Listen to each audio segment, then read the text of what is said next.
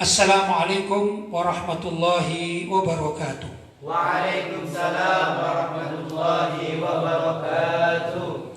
Alhamdulillah, wassalatu wassalamu ala rasulillah Sayyidina Muhammad ibn Abdillah wa ala alihi wa sahbihi wa man walah, wa la hawla wa la quwata illa billah, amma ba'd. Ikhwani rahimakumullah, malam hari ini kita sangat berbahagia karena Allah SWT tetap memberi kesehatan bagi kita semua, sehingga kita bisa melaksanakan pengajian di tempat yang sangat mulia ini, yaitu Majlis Ta'lim Ribat Al-Murtadha. Mudah-mudahan Allah senantiasa menyertai kehidupan kita dalam kebaikan dan memberikan karunia serta mengirim maghfirah bagi kita semuanya, Allahumma amin. Terutama pada al-ashrul awakhir min syahri Ramadan, 10 hari terakhir pada bulan suci Ramadan. Tentu setiap kita ingin selamat baik di dunia maupun di akhirat. Dan kita juga ingin bahagia baik di dunia maupun di akhirat. Malam hari ini saya akan membahas bersama kita semuanya satu tema dalam salah satu artikel yang saya tulis. Saya beri judul Tiket Aman dari Api Neraka. Tentunya kita berharap mudah-mudahan Allah SWT menjauhkan kita dari sengatan api neraka. Dan dengan diterimanya amal ibadah kita pada bulan suci Ramadan, maka kita husnudzon billah, kita berprasangka baik kepada Allah bahwa amalan kita yang sebulan ini termasuk amalan yang bisa menjauhkan kita dari sengatan api neraka. Kalaupun kita kemarin mempunyai kesalahan-kesalahan kepada Allah, mudah-mudahan dengan kebaikan-kebaikan, amalan ibadah yang baik di bulan suci Ramadan, ya, ini Allah berkenan untuk mengampuni semua dosa-dosa kita dan meninggikan derajat kita semua, Allahumma amin. Untuk itu saya persilakan saudara Muhammad Ilmi untuk membacanya. Bismillahirrahmanirrahim. Alhamdulillahi rabbil alamin. Wassalatu wassalamu ala ashrafil anbiya'i wal mursalin Sayyidina wa maulana Muhammadin wa ala alihi wa sahbihi ajma'in, amma ba'd. Tiket aman dari api neraka, karya Kiai Haji Lutfi Basori. Wallahu ala kulli syai'in qadir, yang artinya, dan Allah itu maha mampu untuk menentukan segala sesuatu. Apapun yang dikehendaki oleh Allah, sekalipun hal itu tidak dapat dirasiokan oleh otak manusia, maka segala kemungkinan itu pasti akan terjadi jika sudah menjadi kehendaknya. Ya, maksudnya wallahu ala kulli syai'in qadir, ini ayat ya, bahwasanya Allah SWT itu mampu menentukan atau melakukan atau menciptakan segala sesuatu yang Dia kehendaki, ya. Walaupun menurut kita sebagai manusia tidak rasional, kurang rasional, ya. Itu seperti tidak rasionalnya Nabi Isa alaihissalam yang lahir tanpa memiliki seorang bapak, kan begitu. Ini tidak rasional, ya. Menurut ilmu kedokteran tidak mungkin, kan gitu. Apalagi Nabi Adam alaihissalam yang tidak punya bapak dan tidak punya ibu, ya enggak. Tapi Allah kalau berkehendak ya kun fayakun, kan gitu. Cuman Allah SWT menurut sebagian para ulama dikatakan innallaha la yaf'alu syai'an illa bi asbab. Sesungguhnya Allah itu tidak mengerjakan sesuatu kecuali dengan sebab-sebab yang bisa dipahami oleh manusia. Contoh begini, Allah itu tidak melakukan sesuatu setelah apa yang dikecualikan, seperti lahirnya Nabi Isa atau terciptanya Nabi Adam. Tapi secara umum, maka kelahiran manusia itu ada sebabnya, yaitu apa? Perkawinan suami istri atau ibu dan bapak, sehingga terjadi kehamilan bagi si ibu atau si istri tersebut, kemudian lahirlah seorang anak, kan gitu. Tapi hakikatnya Allah itu mampu. Misalnya ini ya, di depan kita ini kan tidak ada apa-apa, ya. Kalau Allah akan menciptakan manusia di depan kita ini, Allah hanya berfirman kun fayakun, itu bisa dan mampu. Cuman Allah tidak melakukan itu. Kenapa? Karena kita tidak bisa menerima. Bingung kita nanti, ini anaknya siapa, dan kita akan takut, ya dah. Maka otak manusia tidak bisa menerima. Karena itu ada beberapa peristiwa-peristiwa yang oleh Allah SWT memang dikemas untuk agar otak manusia yang diciptakan oleh Allah sebagai khalifah fil ard, ya, penguasa bumi ini, yaitu manusia, Ibnu Adam, anak-anak Nabi Adam alaihissalam, maka segala hal yang terkait dengan dunia kemanusiaan Allah SWT menciptakan atau melakukan segala sesuatu itu biasbab, dengan sebab-sebab begitu, ya dah. Tapi hakikatnya Allah ala kulli syai'in qadir. Allah itu mampu menentukan segala sesuatu. Jelas ya? Lanjut. Allah berhak menentukan nasib seseorang untuk menjadi baik maupun buruk. Allah juga berhak memberitahu atau tidak memberitahu kepada para hamba-hambanya tentang nasib mereka yang akan terjadi kelak di kemudian hari. Ya, secara umum manusia itu tidak tahu nasibnya apa untuk esok lusa, tidak tahu. Ya, secara umum. Tapi Allah dengan kekuasaannya kadang-kadang memberi 1-2 orang-orang yang tertentu, ya itu tahu apa yang akan terjadi. Ya dengan izin Allah Subhanahu wa taala. Khususnya para nabi. Kalau para nabi dengan mukjizatnya, ya kan? Maka sebagian mereka diberitahu tentang kondisi yang akan datang. Seperti Nabi Muhammad SAW, ya. Beliau bersabda, kelak akan terjadi begini, kelak akan terjadi begitu. Ini memang diberitahu oleh Allah. Yang kita tidak diberitahu. Tapi di kalangan hamba-hamba yang bukan para nabi, itu ada orang-orang khusus yang diberitahu oleh Allah SWT tentang hal-hal yang akan terjadi. Bukan peramal loh maksudnya, ya. Kalau peramal itu bekerja sama dengan dunia jin, itu bukan wilayah kita pembahasannya. Tapi namanya firosatul mukmin, prasangka yang kuat, ya perasaan yang kuat dari seorang mukmin. Itu kadang-kadang juga tepat, gitu ya, tepat. Ya kenapa? Ya Allah yang membukakan sedemikian rupa, ya kan? Dan sebenarnya ini ada orang-orang khusus yang sebenarnya orang itu melatih diri sendiri, bukan latihan. Melatih karena mempunyai amalan atau apa ya, perilaku atau rutinitas, menjaga rutinitas begitu sehingga Allah itu membuka sesuatu yang dia tidak sangka kalau dia mengetahui, gitu ya. Orang ini mengetahui apa yang akan datang. Gitu. Misalnya ada orang ya, sudah terbiasa menentukan makanan yang sehat. Ya, makanan sehat. Sebut saja tiap pagi minum air susu misalnya ini. Sehingga terjadi pada dirinya ini suatu hal proses kesehatan yang dia yakin ini berkat saya minum susu, maka terjadi begini-begini.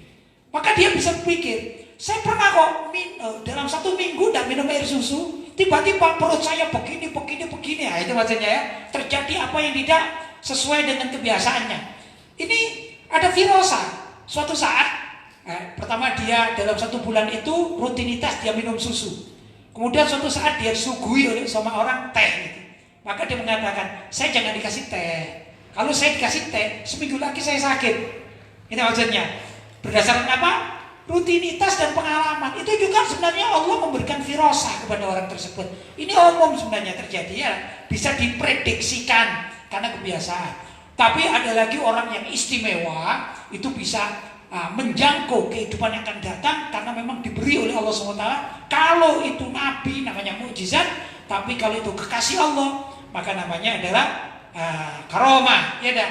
Itu termasuk orang-orang khusus min auliyaillah, dari wali-wali kekasih Allah. Tapi ada lagi ya, orang biasa dia bisa memprediksikan, paham ya? Dan tepat prediksinya, bukan meramal, tapi karena kebiasaan baik, kebiasaan dia lakukan rutinitas sehingga dia bisa memprediksikan seperti para dokter gitu loh. Dokter-dokter itu kan bisa memprediksikannya. Kalau kamu minum ini, insya Allah akan terjadi gini. Tapi dokter Islam akan mengatakan semua ini adalah Allah yang menentukan. Paham ya? Lanjut. Ada kalanya seseorang yang akan mengalami suatu masalah besar yang mempunyai makna tertentu bagi dirinya, entah itu perkara baik maupun perkara buruk. Terkadang Allah berkehendak untuk memberitahukan terlebih dahulu kepada yang bersangkutan. Ada kalanya pemberitahuan itu berupa tanda-tanda tertentu yang dapat dirasakan oleh yang bersangkutan, atau lewat mimpi yang terasa sangat bermakna. Iya, kadang begitu. Ini adalah orang-orang khusus, ya. Ada orang misalnya begini, saya ini akan mendapat rezeki karena saya mimpi begini, misalnya ya. Saya mimpi sebut saja mencium Ka'bah, misalnya ini ya. Saya habis mimpi mencium Ka'bah, serasa saya ini akan pergi ke Mekah walaupun saya tidak punya uang. Oh, ini berarti insya Allah dekat-dekat ini saya akan mendapatkan uang rezeki. Ini perasaan kuat orang tersebut, punya perasaan kuat sekali. Maka kadang-kadang 1 bulan berikutnya tanpa disadari tiba-tiba dia dipanggil sama misalnya kalau orang pekerja atasannya, maka kamu ada ya saya pergi hajikan ya atau saya umrohkan, dan gitulah. Ini ada dorongan kuat dulu. Ini orang-orang baik, ya dah. Maka Allah membuka satu permasalahan yang dia seakan-akan tahu apa yang akan terjadi. Maka dia persiapkan dirinya. Boleh nggak terjadi? Boleh kalau Allah menghendaki. Dan ini bukan ramal-meramal, bukan. Tapi perasaan untuk dirinya sendiri. Kalau meramal itu kan untuk orang lain biasanya, ya dah. Ramal dengan bantuan jin dan segala macam, tebak-tebakan kan begitu. Ini enggak, dia sendiri. Contoh lewat mimpi, ya. Lewat mimpi atau lewat perasaan kuat. Saya habis ketemu fulan bin fulan, ini rasanya gitu ya. Ucapannya fulan bin fulan, orang soleh misalnya. Ini saya akan mendapatkan rezeki begini-begini atau akan kejadian begini-begini dan begitu. Terus terwujud. Nah, itulah maksudnya. Namanya firasatul mu'min. Lanjut. Umumnya, orang tidak mengingkari adanya firasat tertentu sebelum terjadi hal-hal yang bakal dialaminya. Misalnya, ada peristiwa salah satu anggota keluarga yang meninggal dunia. Anehnya, si mayit selama seminggu sebelum wafat sudah keliling minta maaf kepada seluruh keluarga. Padahal sebelum-sebelumnya tidak pernah ia melakukannya.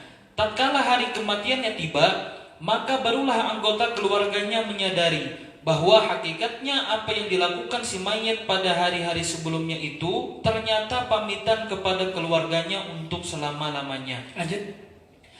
Dari Ibnu Umar bahwa Nabi SAW bersabda, waspadalah terhadap firasat seorang mukmin, karena sesungguhnya dia memandang dengan cahaya Allah. Hadis riwayat Tirmidzi. Ya, inilah yang saya maksudkan ya. Kadang-kadang begitu di rumah tangga atau keluarga kita, mungkin kakek kita, ayah kita dan lain sebagainya, orang kita cintai.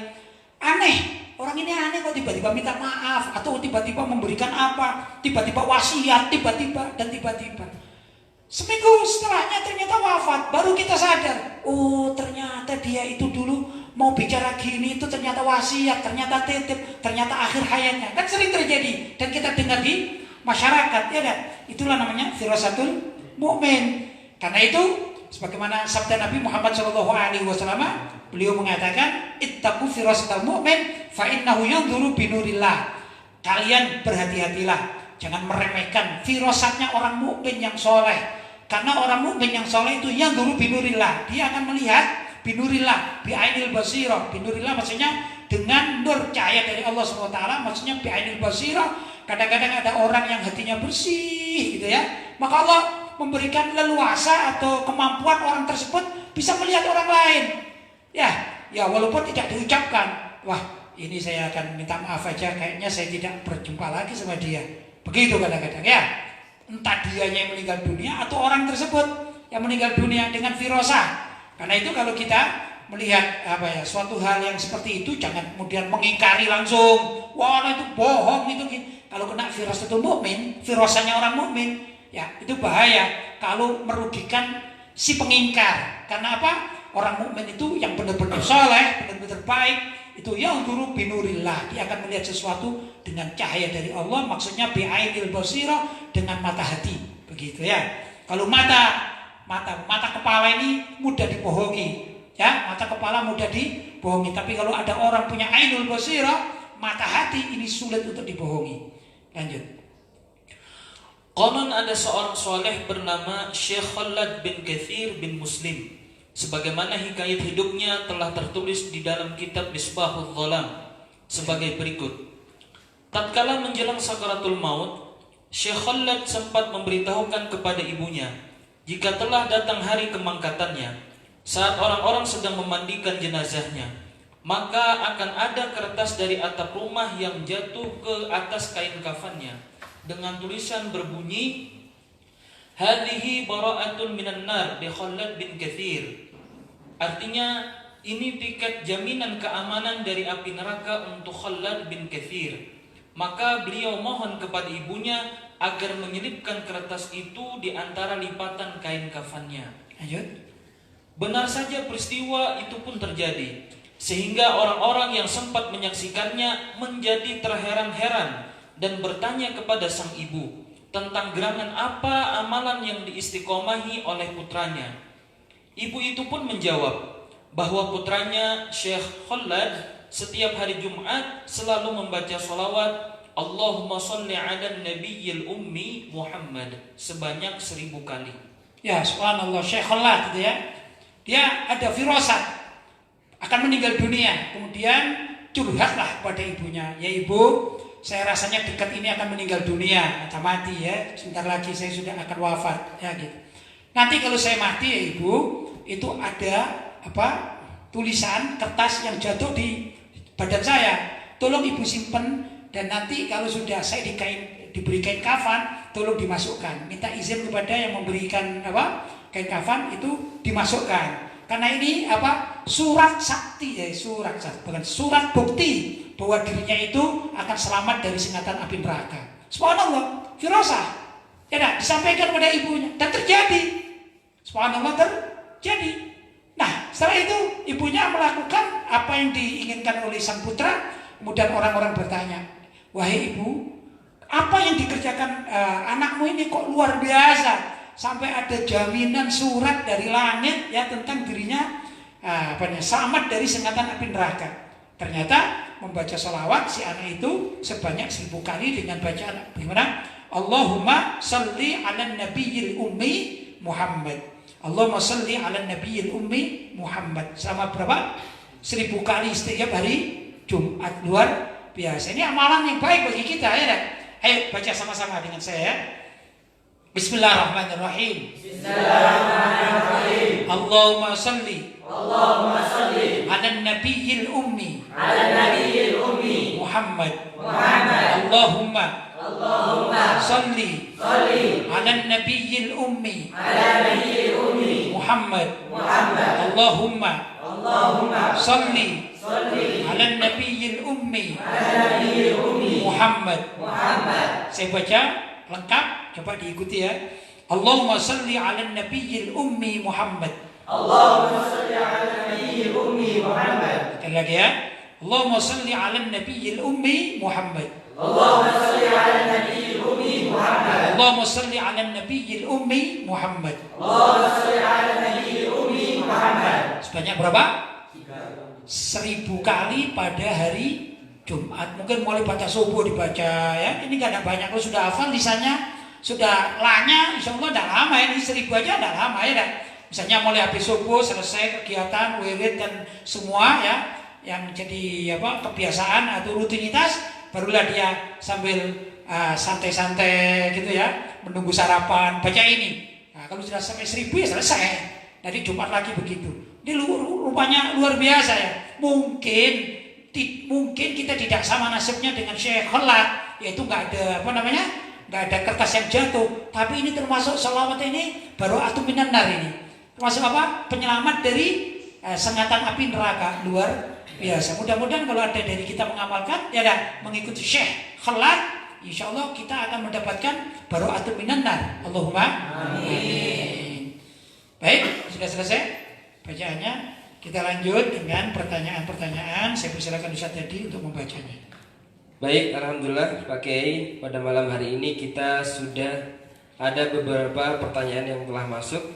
Pertanyaan pertama dari hamba Allah dari Tangerang. Baik. Assalamualaikum warahmatullahi wabarakatuh. Waalaikumsalam warahmatullahi wabarakatuh. Afwan izin bertanya, mengapa kalimat Bismillah pada surat Al-Alaq pada ayat pertama ada huruf alifnya setelah huruf ba, sedangkan pada Bismillah yang biasa dibaca tidak terdapat alif setelah huruf ba?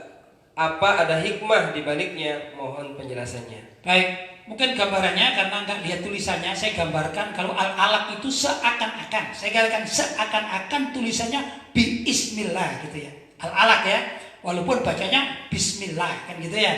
Ya betul Al-Alaq. Coba Al-Alaq gimana? Ya, Iqra bismi rabbika. Oh ya, bukan Bismillah tapi bismi rabbika. Iqra bismi rabbika. Kalau karena kalian tidak bawa mushaf ya, seakan-akan itu ada tulisannya Iqra bi ismi rabbika. Jadi ada alifnya begitu ya. Habis ba terus alif batu sin begini ya. Andai kata dihidupkan semua seakan-akan bi ismi rabbika. Sudah ya? Sedangkan bismillah tanpa alif. Jadi tidak bisa dibaca bi ismi karena nggak ada alifnya, gitu maksudnya pertanyaannya. Jadi langsung bis, jadi langsung ba kemudian sin sukun jadi bis kemudian mim. Begitu gambarannya. Ya dah. Nah, menurut para ulama begini. Itu sejak mushaf yang ditulis oleh Sayyidina Utsman bin Affan sejak zaman Nabi.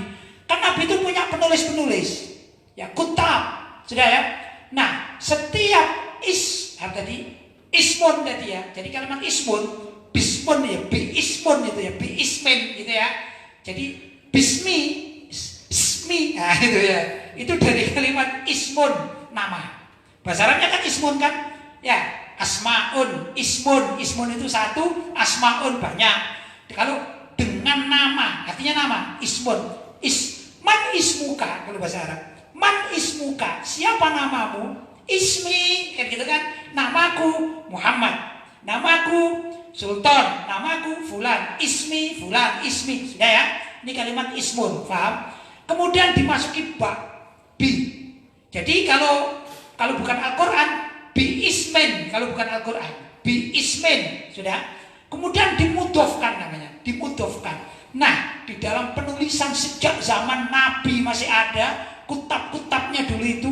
Kalau ismun tadi itu, bi ismi tadi itu dinisbatkan atau dimudhofkan kepada lafdzul jalalah, lafaz Allah, maka dihilangkan alifnya. Maka tulisnya bismi seperti bismillahirrahmanirrahim tanpa alif. Tapi ismun yang bi ismi itu kalau tidak dimudhofkan kepada lafdzul jalalah, lafaz Allah, walaupun Rabbun itu ya Allah dimaksudkan, tapi tidak menggunakan lafdzul jalalah Allah, maka dia ditulis aslinya itu bi ismi Rabbi gitu, bi ismi Rabbi. Tapi bacanya bismi Rabbi begitu ya. Itu ya Pak. Al-Falaq tadi gimana? Iqra bismi Rabbika. Iqra bismi Rabbika. Kan Rabbika kan? Walaupun isinya Rabbika itu adalah Allah, tapi tidak menggunakan lafaz Allah atau lafzul jalalah. Begitu penulisan sejak zaman dahulu kala dan juga sejak yang ditulis namanya Mushaf Utsmani tidak berubah. Kalau hikmah di balik itu, ya saya sendiri nggak tahu ya. Ini mesti ada perlu pembahasan yang panjang ya. Tentu ada, tapi paling tidak yang gini. Namanya istighraq, namanya istilahnya istighraq. Istighraq itu masuk penuh gitu ya. Kalau ismun dinisbatkan atau dimudhofkan pada Allah SWT, bismillah, itu namanya mustaghraq dia. Mustaghraq itu masuk dalam begitu menurut sebagian para ulama, karena ada nilai lafdzul jalalahnya itu sehingga orang menjadi perasaan itu masuk ke dalam begitu. Barangkali begitu. Ini hikmah-hikmahnya ya. Karena itu kalau kita bicara bismillahirrahmanirrahim, jauh lebih baik daripada kita mengatakan bismi rabbika ya, bismi rabbi ya. Jadi lafaz rabbi dengan Allah jauh berbeda. Dalam hati juga jauh berbeda. Ini maknawiyahnya begitu. Menyebut nama Allah dengan ilahun, dengan rabbi itu ada nilai tersendiri. Karena Allah itu nama Allah yang paling utama. Al-Ismul Azam itu Allah SWT, namanya Allah adalah nama yang paling utama. Mungkin seperti kita ini bukan punya nama asli gitu ya. Kayak saya Muhammad Lutfi gitu ya. Kalau orang menyebut nama yang asli dengan nama yang panggilan-panggilan kan macam-macam ya. Itu biasanya kalau resmi itu pakai nama yang asli. Ya, kita misalnya di KTP, di apa gitu kan pakai nama resminya. Kalau panggilan kan enggak. Ya panggilan biasa-biasa saja lah namanya panggilan. Begitu kurang lebih ya kan. Nama asli itu mempunyai dampak yang sangat luar biasa. Apalagi di sini nama asli yang dimaksud adalah Allah SWT. Itu mungkin hikmahnya. Tapi asli tulisan ini ada sejak zaman Nabi Muhammad SAW. Namanya juga zaman Sayyidina Utsman yang diselaraskan saat itu dengan Al-Quran yang ditulis oleh para sahabat. Maka cara penulisannya seperti itu. Jelas? Baik. Pertanyaan berikutnya dari hamba Allah dari Kota Malang. Baik. Kiai, bolehkah mustahik zakat yang mendapatkan zakat berlebih kemudian mengeluarkan zakat untuk dirinya sendiri memakai beras hasil dari pemberian orang tersebut? Baik. Saya misalkan aja, lebih senang saya memisahkannya. Ini saudara Ilmi misalnya. Saudara Ilmi ini orang miskin, ya. Saya kasih zakat saya sekarang kan masih belum lebaran ini ya, belum lebaran kan, saya kasih, wahai saudara ilmi, ini zakat fitrah saya. Sudah diterima misalnya. Sudah, pegang. Kalau saat sekarang ini dia tidak punya beras lagi, ya kecuali beras ini, maka dia tidak wajib bayar zakat, malam ini juga tidak wajib. Paham? Tapi kalau misalnya ini Ustadz tadi ngasih juga malam ini, itu ada ada saudara Huda ngasih juga, sampai pertama gini, jumlah zakat fitrah, ya juga zakat fitrah banyak pendapat kalau kita pakai kiloan gitu ya. Ada yang mengatakan 2,5 kilogram. Kalau saya memilih 3 kilogram. Sejak lama saya memilih 3 kilogram. Walaupun ada yang mengatakan pakai 3,5 kilogram. Ada. Ini aja orang baik-baik lah ya. Semakin banyak semakin baik. Kembali lagi saya katakan 3 kilo lebih mudah.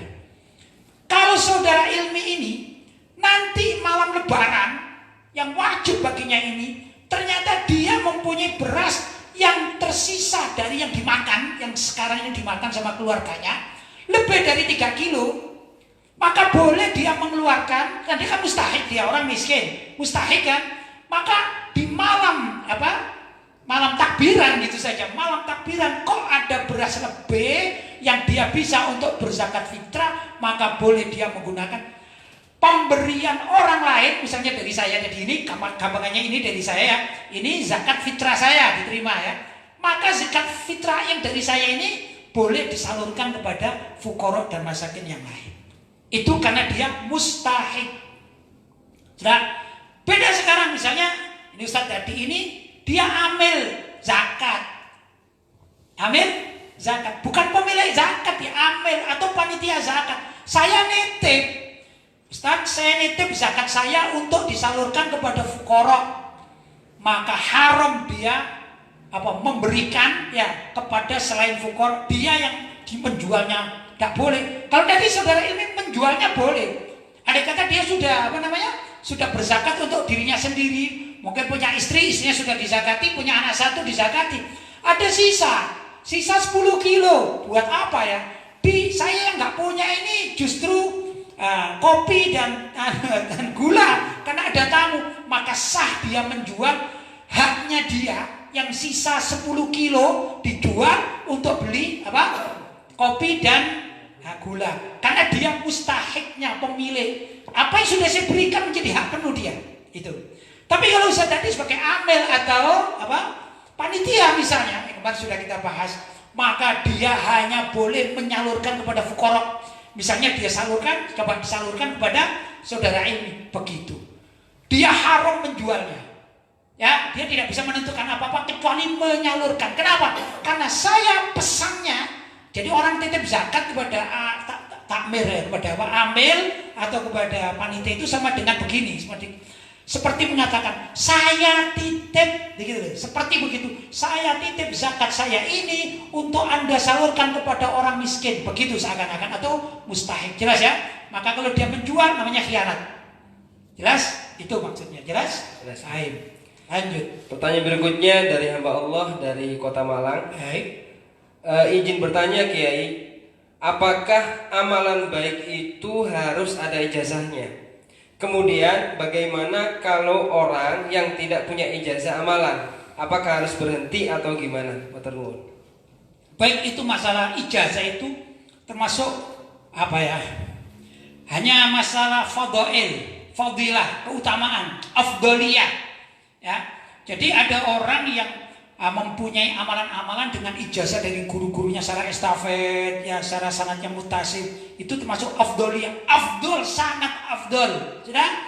Bukan berarti kalau tidak punya sanad mutasib untuk amalan loh ini ya, amalan ya, itu bukan berarti nggak boleh mengamalkan, tidak. Seperti tadi contoh, Sayyidina Khalad tadi ya, Syekh Khalad tadi membaca. Kita kan tidak punya sanad kan, kita membaca gini. Apakah boleh? Boleh mengamalkan. Apalagi cuma sholawat ya. Kalau ijazah-ijazah yang berat, ini kalau tidak punya sanad dikhawatirkan tidak kuat misalnya. Orang kalau tidak kuat, ya namanya tidak kuat, macam-macam reaksinya. Bisa suka marah jadinya. Ya. Kalau amalan-amalan, hizib dan lain sebagainya, kalau memang tidak mampu ya. Kalau mampu orangnya kuat tegar, tak apa-apa gitu ya. Cuma kurang afdol. Jelas? Jadi seperti tadi itu Syekh Khalad mengatakan apa tadi? Allahumma Allahumma sholli ala nabiyil ummi Muhammad. Kita tidak punya sanad muttasil sama beliau. Boleh tidak mengamalkan? Boleh. Pertama, karena isi sholawat itu dingin. Ya.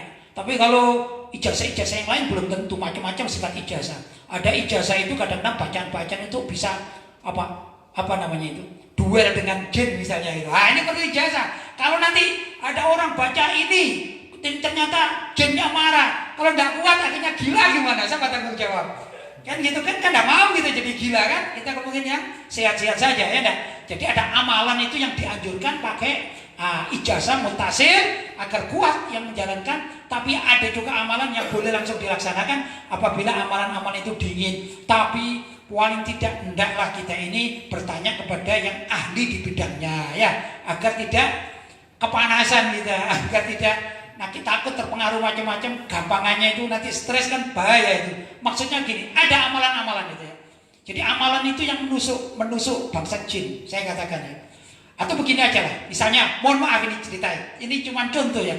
Ada ucapan manusia, ucapan kita itu yang menusuk hatinya kawan kita sehingga dia marah. Ya, kalau saya katakan ini mohon maaf ya, saya tidak ngomong jorok ya, tapi ini saudara ilmi nih, ya, saudara ilmi. Itu kalau misalnya ketemu, saya kawannya ini kawannya. Kalau disapa Ilmi bagaimana kabarnya? Apa jawab? Alhamdulillah, seneng kan? Kalau dikatakan begini misalnya, ini ucapan manusia loh ya. Maaf ya. Ilmi, matamu misalnya. Ya, orang begitu kan marah enggak? Marah, mau ucapan saya bilang ada itu ucapan, ternyata dia marah. Ya kan? Ternyata dia marah. Sama dengan gitu. Ada bacaan-bacaan yang jin yang kita tidak tahu. Ya, misalnya kita baca Bismillahirrahmanirrahim, dia senang. Begitu ada misalnya A'udzubillahi minasyaitonirrajim misalnya, gitu ya. Sampai kita tunjuk itu marah dia. Loh, kalau saudara Ilmi marah, saya bisa menangkis. Dia mukul saya tangkis. Kalau jin yang marah gimana? Akhirnya merasuk, akhirnya kita jadi kerasukan. Apa mau? Nah, makanya ada bacaan-bacaan yang menyebabkan bangsa jin itu kepanasan, maka kita perlu ya, istilahnya perlu apa namanya benteng gitu ya. Misalnya kalau saya ngejak Ustaz Hadi kan teman, dia nggak bakalan berani karena saya berdua dia sendirian. Saya katakan dari jauh, hei Ilmi, maaf itu ya, matamu, dia tidak berani nyerang karena saya bawa teman. Barangkali seperti itu juga bacaan-bacaan ya. Kalau kita punya ijazah dari guru-guru kita, maka jin itu tidak bakal berani nyerang. Akhirnya dia yang lari. Wah, daripada dikeroyok 2 orang, mending aku lari kan gitu. Demikian juga jin-jin itu ya. Jadi yang ijazah ya, bacaan yang ada ijazahnya itu lebih kuat. Andai kata terjadi seperti itu, ternyata bacaan ini membuat marah bangsa jin. Kalau kita kuat karena ada ijazah, insya Allah jinnya yang pergi. Tapi kalau kita mentahan katanya, bisa kita diserang, bisa masuk kerasukan. Kan banyak orang kerasukan jin karena macam-macam ya kan. Ya itulah yang dikhawatirkan, jelas. Barangkali itu ilustrasinya ya. Lanjut. Pertanyaan berikutnya dari hamba Allah dari Kalimantan. Baik. Assalamualaikum warahmatullahi wabarakatuh. Waalaikumsalam warahmatullahi wabarakatuh. Kiai, merayakan hari raya dengan membeli petasan atau mercon apakah berdosa? Jazakumullah khair.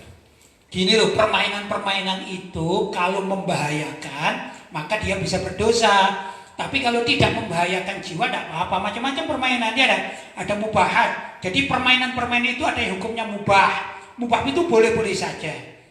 Ada yang hukumnya makruh. Apa makruh? Tidak disukai oleh syariat. Kenapa? Karena ada nilai-nilai yang kurang bagus. Terus ada mainan itu yang haram, ya, karena mengandung maksiat di situ atau membahayakan dirinya. Padahal di dalam Al-Quran dikatakan wala tulqu biaidikum ila tahluka, jangan memasukkan diri kalian pada kebinasaan ya. Maka dilihat dulu, kalau misalnya itu mercon ya sekedar kembang api yang anak-anak kecil kan biasanya gini-gini kan itu ya, itu kan biasa-biasa saja, tidak membahayakan, mungkin menyenangkan dan lain sebagainya. Atau tidak membahayakan, boleh-boleh saja. Atau mungkin wah lebaran kita ini kena covid, mending kita main kelereng misalnya. Tidak masalah, namanya mubahat ya. Ada yang begitu kan? Atau memancing saja. Wah, kalau mancing covidnya gimana ini? Misalnya atau kita mancing itu senang-senang nggak masalah, ya dah. Itu hiburan yang tidak bertentangan dengan syariat. Tapi ada juga hiburan yang mengkhawatirkan, bukan membahayakan. Mengkhawatirkan. Nah, kalau mengkhawatirkan maka hukumnya makruh. Ya, kalau membahayakan maka hukumnya haram. Gitu ya. Misalnya gini, ada mercon tadi ya, mercon itu petasan.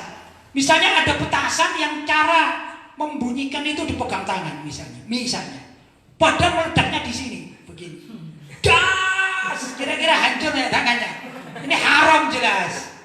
Ya, jelas haram. Kenapa? Karena membahayakan, ya.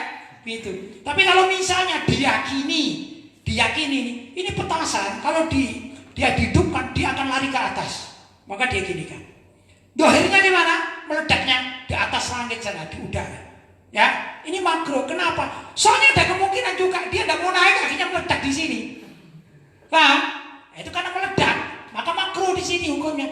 Tapi kalau misalnya kan ada mainan kembang api katanya, ya, si anak kecil-kecil itu yang pakai dibakar, terus ada ada talinya gitu ya, atau yang macam-macam bunga api itu misalnya apa saja yang tidak membahayakan, sudah bahkan dikatakan nggak mungkin membahayakan kecuali orang anaknya dablek memakal gitu. Ada bunga api sengaja dihidupkan terus gitu kan, pasti ya, tapi kan bukan haknya, bukan hak layak, jelas ya.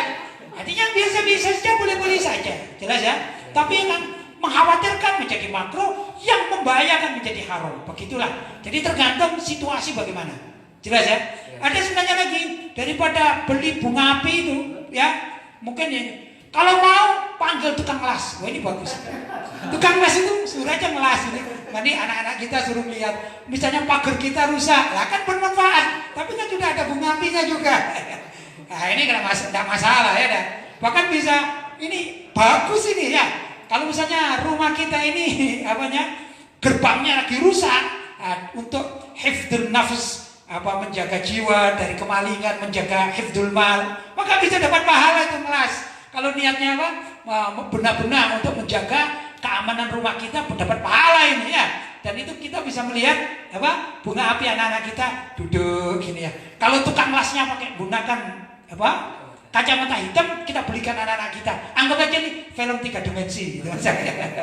Ya, ada cara-caranya ya. Jadi nggak mutlak halal, haram atau nggak mutlak, tergantung situasi bagaimana dia memainkannya dan situasi bagaimana apa yang dimainkan itu bahaya, tidak bahaya atau biasa-biasa saja.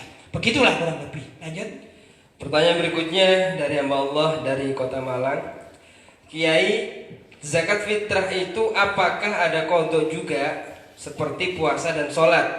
Kalau misalkan ada, apakah harus membayar fidyah juga? Jazakumullah khair.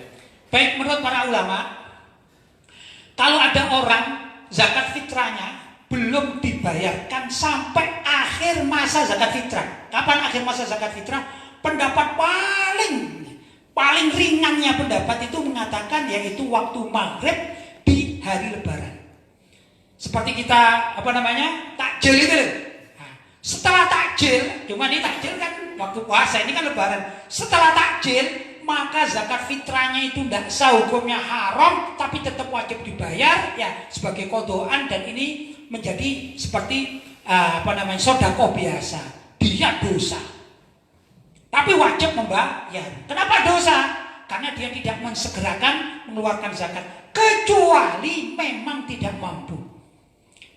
Jadi saya gambarkan saudara Ilmi ya, malam takbiran dia sudah ada sisa untuk dibayarkan zakat. Kok males-malesan dosa?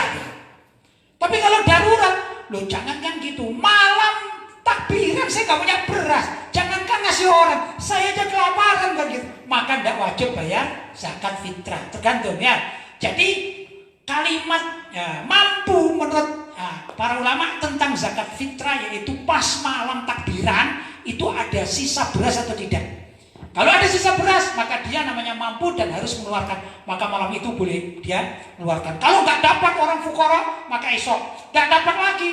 Ya, nggak dapat, nyari sudah nyari semua, nggak ada, orangnya mudik semuanya. Atau nggak boleh mudik, kena COVID ini ya, kena lockdown, susah. Sampai ini nggak dosa, karena pencari dia. Tapi yang jadi masalah kalau dia ini males nih, Bang.